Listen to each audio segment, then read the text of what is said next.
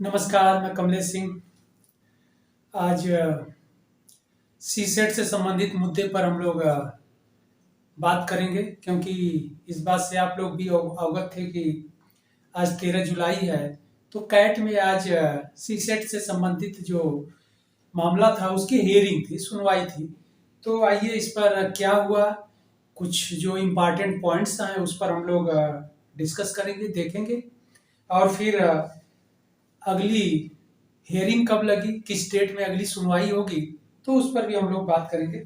लेकिन सबसे पहले बात यह है कि बहुत खुशी की बात है कि जो senior advocate Salman Khurshid sir हैं, वह स्वेच्छा से, बिना किसी दबाव के या अभ्यर्थियों की ओर से, एस्पिरेंट की ओर से यह केस लड़ने के लिए तैयार हैं।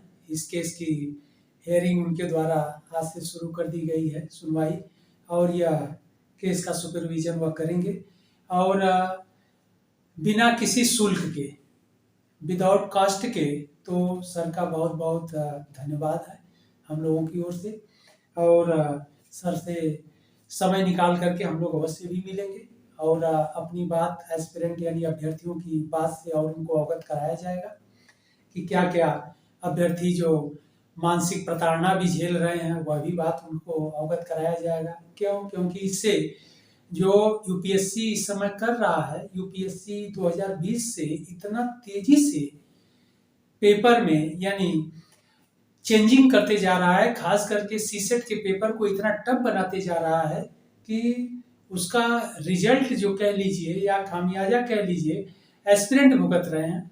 क्योंकि जबकि रिजल्ट बनने में सीसेट का कोई रोल नहीं है, लेकिन फिर भी इसे इतना टफ बनाया जा रहा है, इतना टफ किया जा रहा है, टफ क्या टफेस्ट किया जा रहा है इस क्वेश्चन को, कि बीटेक के स्टूडेंट भी क्वालिफाई, सीसेट क्वालिफाई नहीं हो पा रहे हैं। बहुत ऐसे स्टूडेंट हैं जो हमारे संपर्क में भी है, पढ़ते भी हैं, इस बार जो है वह सीसेट क्वालिफाई नहीं कर पाए। जबकि उनका फर्स्ट पेपर में जीएस में 112 नंबर, 109 नंबर, 102 नंबर, मतलब इतने मार्क्स लाए हैं, लेकिन सीसेट में 1 नंबर, 2 नंबर ऐसे उनका बाहर हो गए हैं।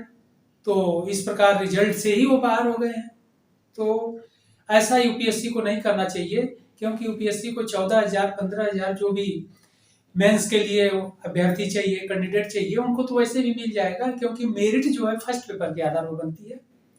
लेकिन फिर भी बच्चों के साथ किस प्रकार का अन्याय किया जा रहा है। आउट ऑफ सिलेबस क्वेश्चन पूछे जा रहे हैं, कैट और जेई एडवांस के क्वेश्चन पूछे जा रहे हैं, इतने हाई लेवल के क्वेश्चन पूछे जा रहे हैं और क्वेश्चन की संख्या बढ़ती जा रही है। मैथ के क्वेश्चन भी बढ़ाते जा रहे हैं, कोई रेशियो भी नहीं है। तो तमाम यूपीएससी पर आरोप लगे हैं। लेकिन आइए, ठीक है, कोई बात नहीं है। आज क्या हुआ उस पर भी हम लोग देख लेते हैं, फिर अगली हियरिंग डेट पर फिर आगे हम लोग डिस्कस करेंगे। तो आज जो है कैट में सुनवाई हुई और किन मुद्दों पर हुई उस पर भी हम लोग देख लेते हैं। तो जो इम्पोर्टेंट जो मुद्दा था जिस पर कैट में मामला हियरिंग चल रही है, वह सीसेट से संबंधित था। और पहला मामला यही पॉइंट था कि जो सीसेट के जो क्वेश्चन थे वह आउट ऑफ सिलेबस पूछे गए हैं आयोग के द्वारा। और उनका जो लेवल है, क्लास 10th के लेवल की ये बात कही गई है अपने नोटिफिकेशन में यूपीएससी के द्वारा यानी आयोग की ओर से। जबकि जो क्वेश्चंस पूछे गए हैं वह बहुत टफ पूछे गए हैं, आउट ऑफ सिलेबस पूछे गए हैं, कैट और जेई एडवांस लेवल के क्वेश्चन पूछे गए हैं। तो इसलिए यह भी बात गलत है, यूपीएससी के द्वारा ऐसा नहीं किया जाना चाहिए। जो उन्होंने मानक बनाया है नोटिफिकेशन में, जो वह रखे हैं, विज्ञापन में रखे हैं, उसी के लेवल के क्वेश्चन होना चाहिए। अगला जो मुख्य मुद्दा था एस्पिरेंट की ओर से, अभ्यर्थियों की तरफ से, कि री एग्जाम कराया जाए अथवा जो 33% जो क्वालिफाइंग मार्क्स है सीसेट का, जो कट ऑफ है, क्वालिफाइंग मार्क्स है, उसको कम करके उसे 23% किया जाए। यह मामला था। इसमें से या तो री एग्जाम कराया जाए या इसका जो कट ऑफ है 33% से उसे रिड्यूस करके, कम करके 23% किया जाए। अब इस पर जो है यूपीएससी की तरफ से क्या दलील दी गई, तो वह भी देख लेते हैं हम लोग। यूपीएससी ने इसे साफ इनकार कर दिया है और कहा है सीसेट के जो प्रश्न थे आउट ऑफ सिलेबस नहीं था। अब देखिए यूपीएससी की ओर से क्यों, क्योंकि यह बातें कही गई है कि उन्होंने जो उनका जो नोटिफिकेशन है, जो 10th लेवल के प्रश्न पूछे जाने की बात कही गई है, जो उनके एक्सपर्ट होते हैं, आयोग के जो एक्सपर्ट हैं, जो क्वेश्चन जो बनाते हैं या जिनके द्वारा बनाया गया, उनको इस बात से अवगत करा दिया गया था कि क्वेश्चन का जो लेवल है मैथ के क्वेश्चंस का, वह क्लास 10th लेवल का होना चाहिए, इसलिए क्वेश्चन 10th लेवल के ही थे, आयोग की ओर से कहा गया। दूसरी बात यह कहा गया कि आउट ऑफ सिलेबस क्वेश्चन नहीं थे। और जो अगला पॉइंट है री एग्जाम कराने की बात, तो आयोग री एग्जाम कराने को भी सहमत नहीं है, इस पर भी अपनी असहमति दे दिया।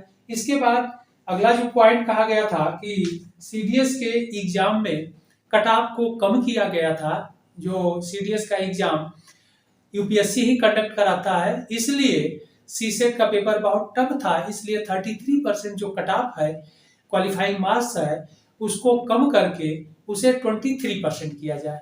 तो इस पर भी यह इनकार कर दिए, इसलिए आयोग की तरफ से इसे भी इनकार कर दिया गया। आयोग की ओर से कहा गया कि सीडीएस के एग्जाम में यूपीएससी के एग्जाम की तरह 33% क्वालिफाइंग मार्क्स नहीं रखा गया है, और जबकि यूपीएससी में 33% क्वालिफाइंग मार्क्स रखा गया है, इसलिए दोनों का नियम अलग अलग है। इसलिए सिविल सर्विसेज एग्जाम के सीसेट के जो पेपर में जो 33% से इसे कम करके 23% रखने की बात मांग की जा रही है अभ्यर्थियों की ओर से, इसे आयोग द्वारा स्वीकार नहीं है, यह कहते हुए खारिज कर दिया गया है। तो आज के मुख्य जो पॉइंट थे इन्हीं पर डिस्कस हुआ है। इसके बाद आयोग के द्वारा 72 पेज का जो रिस्पांस फाइल किया गया है उस पर भी विचार होगा। इसके बाद जो है आज कोई डिसीजन नहीं निकल करके आ पाया, इस पर बहस ही हुई, दोनों तरफ से दलीलें दी गई और इस प्रकार अगली सुनवाई कैट में 20 जुलाई 2023 को रखी गई है। तो अगली सुनवाई 20 जुलाई 2023 को रखी गई है, तब तक तो हम लोगों को इंतजार करना पड़ेगा। लेकिन रह गई बात यह है कि इस मामले में कैट, इसके बाद हाई कोर्ट, सुप्रीम कोर्ट तक मामला है, देखा जाएगा। अंत तक हम लोग लड़ेंगे, अभ्यर्थियों की तरफ से, कंपटीटर की ओर से हम लोग लड़ेंगे, लड़ा जाएगा। क्यों? क्योंकि आयोग यूपीएससी की जो मनमानी है उसे स्वीकार नहीं किया जाएगा। यूपीएससी नियम के तहत अपना काम करे, अच्छी बात है, बात अलग है, यूपीएससी भी एक संवैधानिक संस्था है, अच्छी बात है, लेकिन उसका भी जो नियम है, दायरा है, जो वे बनाए हैं उसका फॉलो करना चाहिए। लेकिन खुद अपने नियम का ही उल्लंघन यूपीएससी के द्वारा किया जा रहा है, ये बात स्वीकार्य नहीं है। तो इसलिए हम लोग लड़ाई लड़ेंगे, अंत तक लड़ेंगे, हार नहीं मानेंगे। लेकिन 20 जुलाई को अब देखते हैं हम लोग क्या होता है, कैट में अंतिम जो डिसीजन आता है, निर्णय आता है, किसके पक्ष में आता है देखा जाता है। लेकिन फिर भी हम लोग लड़ाई जारी रखेंगे। क्यों? क्योंकि यह यूपीएससी एस्पिरेंट अभ्यर्थियों के फ्यूचर की बात है, भविष्य की बात है। अगर एक साल उनका एक अटेम्प्ट, एक साल की तो बात छोड़ दीजिए, एक अटेम्प्ट उनका नुकसान होता है, एक वर्ष फिर कितने मानसिक प्रताड़ना उनको झेलनी पड़ती है। आयोग को भी इस बात को सोचना चाहिए।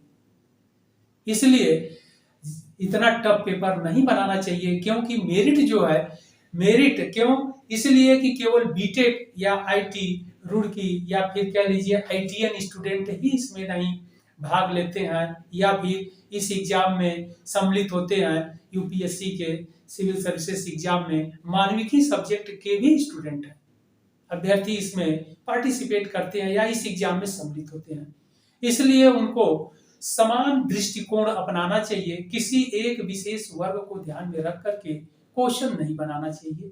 लेकिन फिर भी कोई बात नहीं है, हम लोग अभ्यर्थियों की ओर से निश्चित लड़ा जाएगा। सलमान खुर्शीद सर को भी बहुत बहुत धन्यवाद, क्योंकि वह जीरो कास्ट पर अभ्यर्थियों की ओर से यह मामला लड़ने को तैयार है। तो सर बहुत अच्छी बात है। फिर 20 को हम लोग देखते हैं, 20 जुलाई को इसकी हेयरिंग है, सुनवाई है कैट में, क्या होता है। फिर हम लोग मिलते हैं। जय हिंद, जय भारत।